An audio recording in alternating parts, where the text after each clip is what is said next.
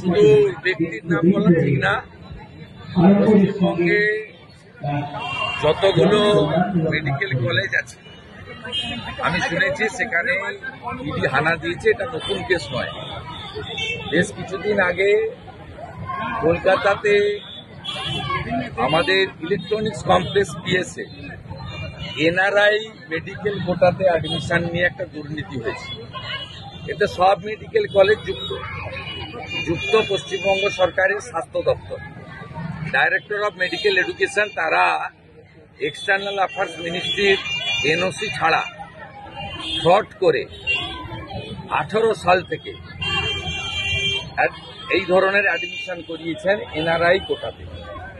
এবং এটা কলকাতাতে যে ইলেকট্রনিক্স কমপ্লেক্স পিএস রয়েছে বিধাননগর, সেখানে এফআইআর হয়েছিল।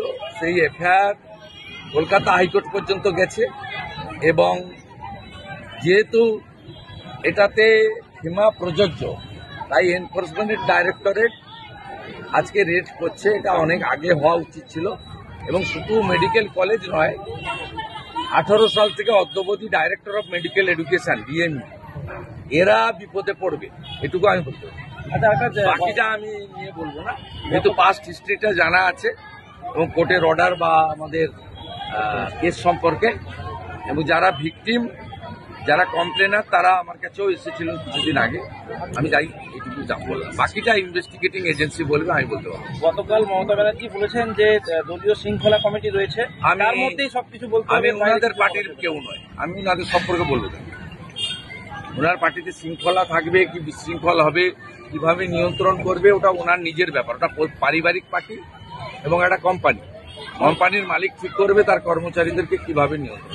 তাহলে বেফাস মন্তব্য বারে বারে যারা করছে, আমি ওনাদের পার্টির ইন্টারনাল ম্যাটারে বক্তব্যই রাখবো না, ওটা আমার সাবজেক্ট নয়। বলছি দাদা, আজকে পুরো চেয়ারম্যান, প্রাক্তন চেয়ারম্যান আপনার সঙ্গে আজকে না, উনি ক্ষুদিরাম বসুকে মালা দিতে এসছেন। এতে রাজনীতি খোঁজার কোনো কারণ। আমার সঙ্গে আরো কাউন্সিলর এখানে আছেন, সুশীল দাস আছেন, তাপস দোলে গেছে। তাছাড়া এখানে এই যে শহীদ ক্ষুদিরাম বসু যে সংগ্রহশালা বা ইত্যাদি, এইখানকার বিশেষ করে বিশ্বজিৎ রায় ভাই উদ্যোগ নিয়ে করেছেন। এবং সেই সময়কালে এই যে 16 ডিসমিল জমি, এই জমি দেওয়ার ক্ষেত্রে এদেরকে বিরোধিতা ছিল।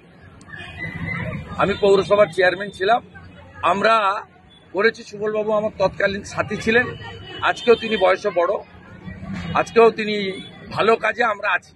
আর ক্ষুদিরাম বসু, মাতঙ্গিনী হাজরা, তাম্রলিপ্ত জাতীয় সরকার, দেশপ্রাণ বীরেন্দ্রনাথ শাসমল, এসব রাজনীতির ঊর্ধ্বে। এতে রাজনীতি খোঁজার কোনো দরকার নেই। আইপ্যাককে কটাক্ষ করছে আমি এসব